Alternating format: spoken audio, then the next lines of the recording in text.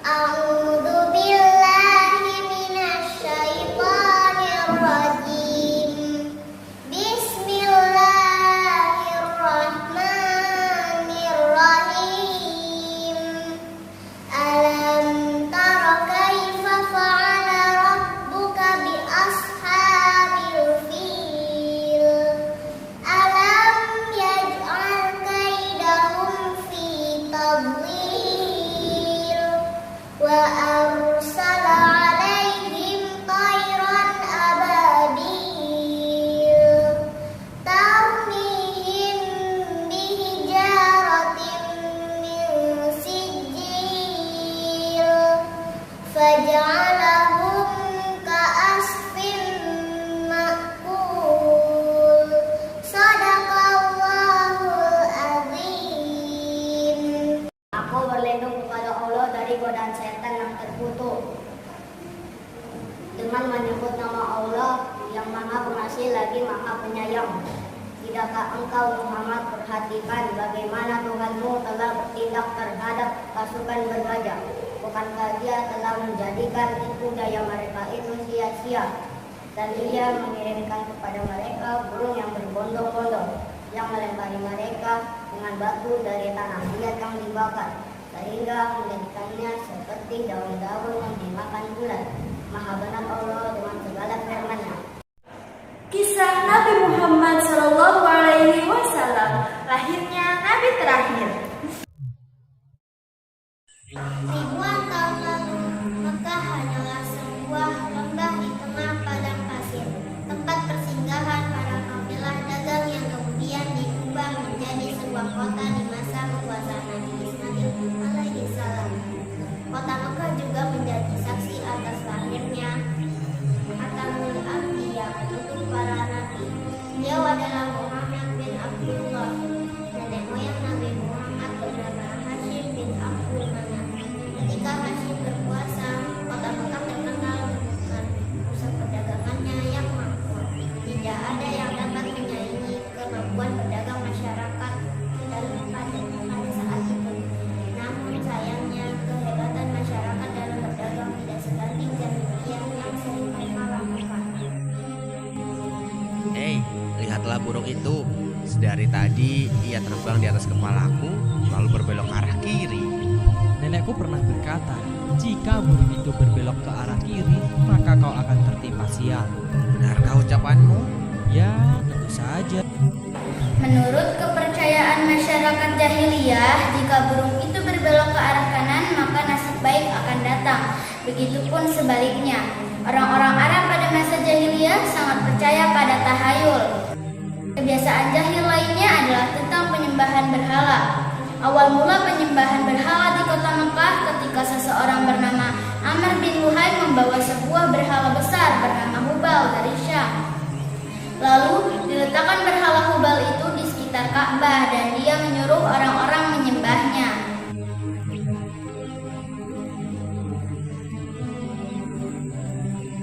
Ayo cepat, bawa kemari minumannya. Kerongkonganku rasanya kering sekali. Sabarlah sebentar kawan. Bagaimana kalau kita berjudi sambil minum-minum? Tawaranmu sungguh menggiurkan. Tentu aku tidak bisa melewatkannya kali ini. Hei, kamu yang duduk di sana, panggil para penari untuk menghibur kami. Tak hanya pencuri dan minum arak, pencurian, perampokan hal yang sering terjadi. Sasarannya orang asing yang mereka temui di jalan. Hei kau, cepat turun dan serahkan semua harta yang kalian bawa. Mulai saat ini, kau dan istrimu adalah budak di rumahku. Kalian berdua jangan sekali-kali berani melawanku, atau nyawa kalian melayang. Tak terasa kami tahun berlalu dengan cepat. Kepemimpinan hakim digantikan oleh pemimpin yang lebih muda dan berkompeten di saat usianya telah lanjut. Sebelum beliau meninggal, Hashim mewariskan banyak sekali harta kepada Abdul Muthalib. Wahai keponakanku, semua ini adalah harta milik ayahmu. Kau pantas mendapatkannya. Terima kasih, wahai paman. Aku akan menggunakan semua harta peninggalan ayahku untuk kebaikan. Saat ini Abdul Muthalib berperan sebagai si kaya, yaitu orang yang bertugas menyediakan air dan makanan bagi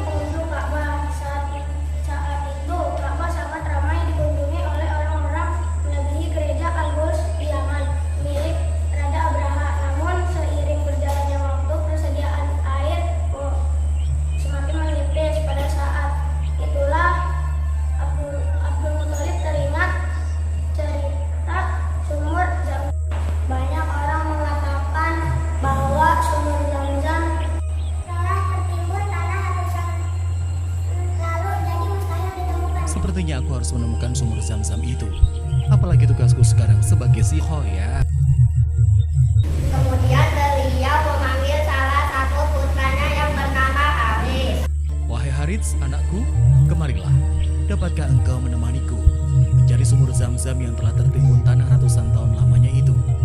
Baiklah, dengan senang hati aku siap membantumu mencari sumur Zam-Zam itu. Wahai ayah, Abdul Muthalib dan Haris berpencar dalam menggali di beberapa tempat, namun tidak ada hasil. wahai ayah, apa mungkin sumur Zam-Zam benar-benar telah lenyap tertimbun tanah? Wahai anakku, kalau kita bersabar, Allah akan memudahkan pencarian kita. Orang-orang yang Orang-orang melihat yang melihat perbuatan perbuatan Abdul Abdul Muthalib dan Muthalib Haris hanya bisa mencemooh. Wahai Abdul Muthalib, mengapa engkau mengerjakan perbuatan yang sia-sia? Sumur itu telah lama hilang tertimbun tanah. Benar yang dikatakannya. Bukankah dahulu nenek moyang kita, Mudzas bin Amr, pernah mencari tapi juga tidak berhasil? Sudahlah, biarkan saja dia. Lagi pula kita telah mengingatkannya. Abdul Muthalib terbangun dari tidurnya karena mendengar suara. Ia seperti mendapat petunjuk tentang keberadaan sumur Zam-Zam dalam tidurnya. Keesokan harinya dengan penuh semangat, Abdul Muthalib dan Haris kembali menggali di antara berhala Ishak. Dan naiklah, tiba-tiba air memancar. Ayah, lihat, ada air. Alhamdulillah. Ayo Harits, gali terus. Setelah diketemukannya sumur Zam-Zam, Abdul Muthalib tidak lagi khawatir dengan persediaan air dan kebutuhan pengunjung Ka'bah. Setelah berhari berlalu, Abdul Muthalib kewalahan dengan mengurus tugasnya sebagai ayah. Beliau pun bernazar. Ya Tuhan, andai saja aku punya 10 anak laki-laki yang dapat membantuku, pekerjaan ini akan terasa lebih ringan. Jika engkau berkenan mengabulkannya, akan aku persembahkan untukmu 1 orang dari mereka. Ternyata takdir menentukan bahwa Abdul Muthalib memiliki 10 anak laki-laki. Saat mereka dewasa dilakukan undian. Setelah diundi berapa kali, nama yang muncul selalu sama, yaitu Abdullah si anak bungsu. Wahai anak-anakku, sebenarnya hal ini sangat berat untuk aku lakukan. Tapi aku telah terlanjur bernazar. Sebenarnya tidak sampai hati Abdul Muthalib mengatakan tentang nazarnya kala itu. Wahai saudaraku, jangan engkau lakukan itu. Batalkan nazarmu dan meminta ampunlah kepada Tuhan Hubal. Lalu apa yang harus aku persembahkan sebagai ganti dari Abdullah? Kalau engkau dapat menebusnya dengan harta, maka berikanlah itu kepada berhala agar mereka tetap berkenan kepadamu. Menurut kami, itu keputusan yang terbaik. Setelah melakukan perundingan yang cukup lama, Abdul Muthalib memutuskan untuk menyerahkan 100 ekor unta untuk menggantikan Abdullah. Abdullah adalah pemuda yang baik, sopan, dan tampan. Banyak gadis-gadis Mekah yang tertarik dengan Abdullah. Apalagi ketika mereka mendengar bahwa nyawa Abdullah setara dengan 100 ekor unta. Mendengar kenyataan bahwa Abdul Muthalib berencana menjodohkan Abdullah dengan anak dari Wahab bin Abdul Manaf, para gadis Mekah itu pun sangat kecewa. Allah Subhanahu wa Ta'ala telah menentukan jodoh Abdullah dengan Aminah, gadis yang memiliki nasab yang paling baik dan dari kalangan suku Quraisy. Akhirnya mereka berdua pun menikah. Wahai istriku, musim semi telah tiba. Ini tandanya aku harus melakukan perjalanan dagang ke Syam. Pada saat itu Aminah sedang hamil muda. Jika itu memang kewajibanmu, pergilah wahai suamiku. Meskipun sesungguhnya aku sangat berat untuk melepas kepergianmu. Simpan kekhawatiranmu, wahai istriku. Aku sekarang ini harus bekerja keras untuk calon bayi yang ada di dalam kandunganmu ini. Keesokan harinya Abdullah berangkat bersama kafilah dagang yang lain. Aminah melepas kepergian suaminya dengan doa. Perjalanan dagang Abdullah berjalan lancar. Abdullah singgah di Madinah untuk menemui sanak saudara dari ibunya.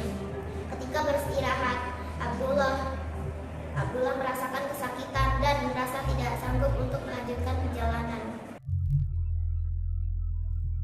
Wahai kawanku, sepertinya aku tidak sanggup untuk melanjutkan perjalanan ke Mekah. Tolong sampaikan kabar tidak baik ini kepada ayahku. Baik, wahai Abdullah, aku akan menyampaikannya kepada Abdul Muthalib sesampainya di Mekah. Ketika berita itu sampai ke telinga Abdul Muthalib, beliau segera menyuruh anak sulungnya Haris untuk melihat kondisi Abdullah dan mengajaknya untuk pulang ke Mekah. Namun setibanya Haris di Madinah, Abdullah telah meninggal beberapa saat sebelum kau datang, wahai Haris. Inna lillahi wa inna ilaihi raji'un. Semua anggota keluarga Abdul Muthalib berduka mendengar kematian Abdullah. Tentu saja Aminah lebih berduka karena kehilangan suami yang sangat dicintainya. Wahai bayi yang ada dalam perutku, semoga kelak engkau tumbuh menjadi orang yang bermanfaat bagi sekitar, seperti mendiang ayahmu, walaupun kalian belum sempat bertemu.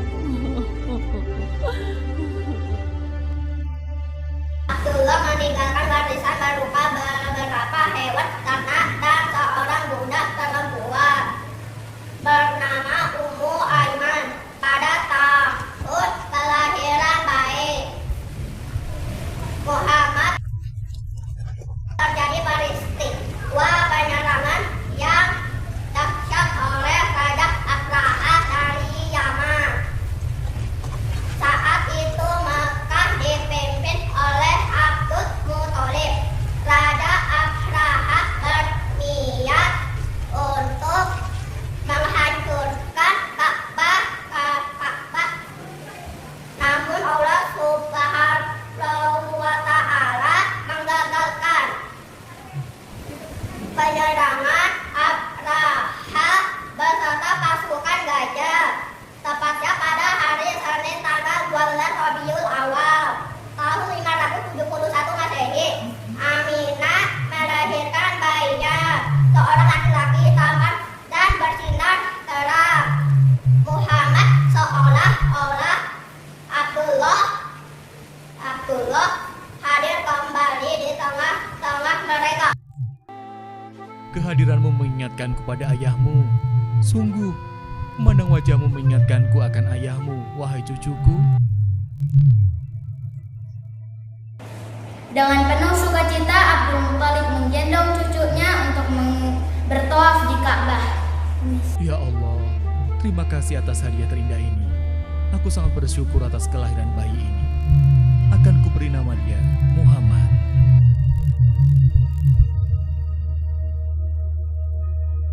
Setelah lewat 7 hari, Abdul Muthalib menyembelih unta sebagai ungkapan rasa syukur atas kelahiran bayi Muhammad.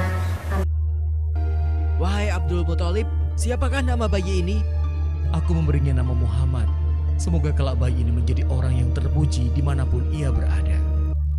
Aminah memandangi bayinya dengan penuh perasaan bahagia, seperti doa yang selalu ia panjatkan. Allah Subhanahu wa Ta'ala telah menakdirkan Muhammad menjadi orang yang berpengaruh besar terhadap perubahan masa, seperti yang terdapat dalam surat Al-Anbiya ayat 107. Dan tiadalah kami mengutus kamu Muhammad melainkan menjadi rahmat bagi semesta alam. Demikianlah akhir lahirnya kisah Nabi terakhir Muhammad SAW. Beberapa hikmah yang dapat kita ambil dari kisah ini diantaranya: pertama, kesabaran dan niat baik dalam melakukan pekerjaan akan dimudahkan oleh Allah Subhanahu wa Ta'ala, seperti tekad kuat Abdul Muthalib dalam menemukan sumur Zamzam untuk memakmurkan Ka'bah. Kedua, jangan terlalu lama larut dalam kesedihan, karena semua yang bernyawa pasti mati dan digantikan dengan generasi baru, seperti kelahiran bayi Muhammad yang menjadi penyejuk hati bagi keluarganya setelah kematian Abdullah. Wallahu a'lam bishawab. Wassalamualaikum warahmatullahi wabarakatuh. Muhammadku, ketika dunia ini telah redup, kau datang membawa cahaya yang menerangi seluruh alam semesta ini.